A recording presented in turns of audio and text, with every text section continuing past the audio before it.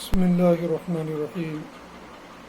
روزے کی حالت میں کبھی کسی بیمار کو خون نکالنے کی ضرورت پڑ جاتی ہے تو کیا ٹیسٹ کرانے کے لیے جو خون نکالا جاتا ہے پوچھا جاتا ہے کیا اس سے روزہ ٹوٹ جائے گا؟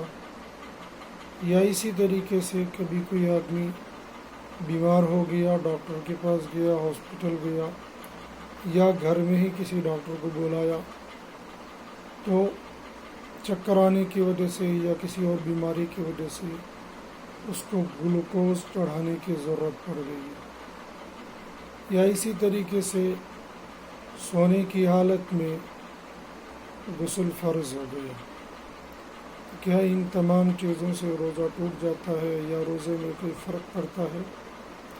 خون نکالنے کی وجہ سے اور سونے کی حالت میں غسل واجب ہونے کی صورت میں روزے پر کوئی فرق نہیں پڑے گا، روزہ اپنی حالت پر برقرار رہے گا۔ لیکن گلوکوز چڑھوا لینا، بعض علماء نے لکھا ہے بغیر ضرورت کے گلوکوز چڑھا لینا، یہ ایسا کرنا مکروہ ہے، اس سے روزہ مکروہ ہو جاتا ہے۔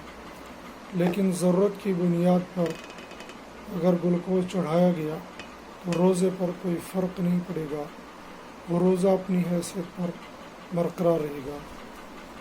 ایسے ہی بعض ساتھی پوچھتے ہیں قے کر لینے کی وجہ سے کہ روزہ ٹوٹ جاتا ہے، قے اگر خود بخود آ جائے تو روزے پر کوئی فرق نہیں پڑتا ہے۔